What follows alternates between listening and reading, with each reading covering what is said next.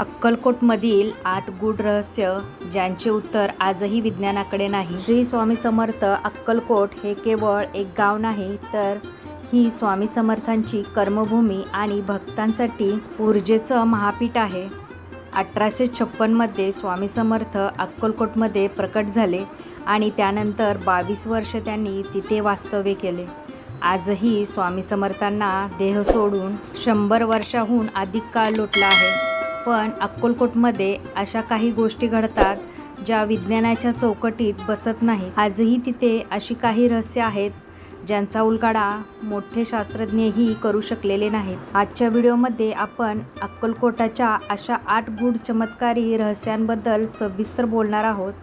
Video शेवटपर्यंत पहा, कारण 5वं रहस्य ऐकून तुमच्या अंगावर काटा येईल. हॅलो, नमस्कार, श्री स्वामी समर्थ. मी रेश्मा तुम्हा सगळ्यांचं रेश्माच्या दुनियादारीमध्ये पुन्हा एकदा स्वागत करते. पहिला चमत्कार, पाऊलखुणा आणि शिळेचे रहस्य. अक्कलकोटामध्ये अशा काही जागा आहेत जिथे स्वामी समर्थ तासनतास बसायचे. कथा, स्वामी समर्थ ज्या शिळेवर बसायचे तिथे आजही विशिष्ट तिथीला किंवा पहाटेच्या वेळी स्वामींच्या पावलांचे ठसे उमटलेले दिसतात. आश्चर्य म्हणजे ही जागा पूर्णपणे बंद असताना किंवा तिथे कोणाचाही प्रवेश नसताना हे कसे घडते. एका जुन्या ब्रिटिश अधिकाऱ्यांनी हे अंधश्रद्धा आहे असे मानून तिथे बारीक वाळू पसरवून ठेवली होती आणि कोठडीला कुलूप लावले होते. पण सकाळी जेव्हा त्यांनी दरवाजा उघडला तेव्हा वाळूवर स्वामींच्या पावलांचे स्पष्ट ठसे दिसत होते आणि कोठडीचे कुलूप सुरक्षित होते. विज्ञानाकडे या टेलिपोर्टेशन किंवा अदृश्य शक्तीच्या प्रवासाचे कोणतेही उत्तर नाही. दुसरा चमत्कार, ब्रिटिश कलेक्टर आणि कोठडीचे गूढ. स्वामी समर्थांच्या काळात अक्कलकोटाचे एक ब्रिटिश कलेक्टर होते ज्यांचा या चमत्कारावर विश्वास नव्हता. त्यांनी स्वामींची परीक्षा घेण्यासाठी त्यांना एका लोखंडी कोठडीत बंद करून बाहेरून कडक पहारा दिला. पण काही वेळातच पहारेकरांनी पाहिलं की स्वामी कोठडीच्या बाहेर वटवृक्षाखाली शांतपणे बसलेले आहेत आणि कोठडीचे कुलूप अजूनही बंद आहे. कलेक्टरने स्वतः जाऊन पाहिले तेव्हा ही घटना आजही अक्कलकोटाच्या इतिहासात विज्ञानाला आव्हान देणारी मानली जाते. मानवी देह, स्थळ आणि काळाच्या मर्यादा कशा ओलांडू शकते हे एक मोठे गूढ आहे. तिसरा चमत्कार, वटवृक्षाची हिरवळ आणि पानाचे रहस्य. अक्कलकोटाचा मुख्य वटवृक्ष जो आजही लाखो भक्तांना सावली देतो, या झाडाचे वय आता 150 वर्षाहून अधिक आहे. जगभरातून येणारे भक्त या झाडाची पाने प्रसाद म्हणून घरी घेऊन जातात. नियमानुसार एवढ्या मोठ्या प्रमाणात पाने खुडल्यानंतर झाड सुकायला हवं, पण शास्त्रज्ञांना आश्चर्याचा धक्का बसला जेव्हा त्यांनी पाहिलं की या झाडाची पाने कधीही संपत नाहीत. जेवढी पाने काढली जातात त्यापेक्षा जास्त वेगाने नवीन पाने फुटतात. या झाडाचा विकास विज्ञानाच्या कोणत्याही वनस्पती शास्त्रज्ञाच्या नियमात बसत नाही. असे मानले जाते की स्वामींची योगशक्ती आजही या वृक्षात सामावलेली आहे. चौथा चमत्कार, चोळाप्पांचे घर आणि ऊर्जेची स्पंदने. स्वामी समर्थ ज्यांच्या घरी राहिले ते म्हणजे चोळाप्पा महाराज. आजही चोळाप्पा महाराजांच्या घरी स्वामींनी वापरलेल्या वस्तू जतन करून ठेवल्या आहेत. अनेक संशोधकांनी तिथे इलेक्ट्रोमॅग्नेट लहरी मोजण्याचा प्रयत्न केला. त्यांना असे आढळले की त्या विशिष्ट जागेत ऊर्जेची पातळी सामान्य जागेपेक्षा कित्येक पटीने जास्त आहे.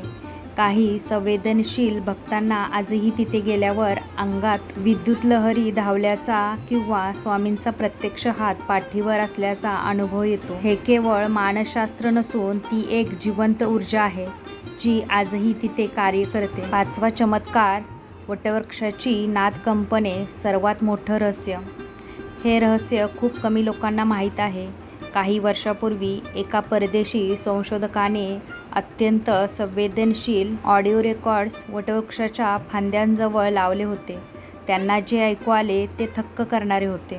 निसर्गाच्या आवाजाव्यतिरिक्त त्या फांद्यामधून अतिशय सूक्ष्म असा श्री स्वामी समर्थ या नामस्मरणाचा प्रतिध्वनी उमटत होता. जणू काही ते झाड स्वतः श्वास घेताना स्वामींचे नाव घेत आहे.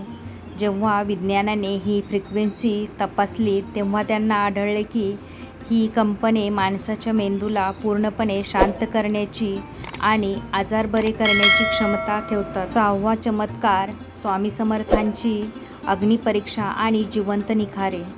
स्वामींच्या काळात अक्कलकोटामध्ये घडलेली ही एक अशी घटना आहे जी आजही विज्ञानासाठी एक मॅजिक किंवा गूढ आहे. एकदा स्वामींना एका संन्याशाने विचारले की तुम्ही देह आहात की आत्मा.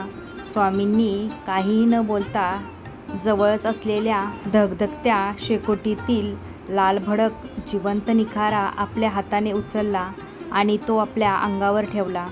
आश्चर्याची गोष्ट म्हणजे स्वामींच्या वस्त्राला किंवा त्वचेला साधी इजाही झाली नाही. विज्ञानानुसार मानवी त्वचा 45 ते 50 अंश सेल्सिअसच्या पुढे जळू लागते, पण स्वामींनी हजारो अंश सेल्सिअसचा निखारा पेलला.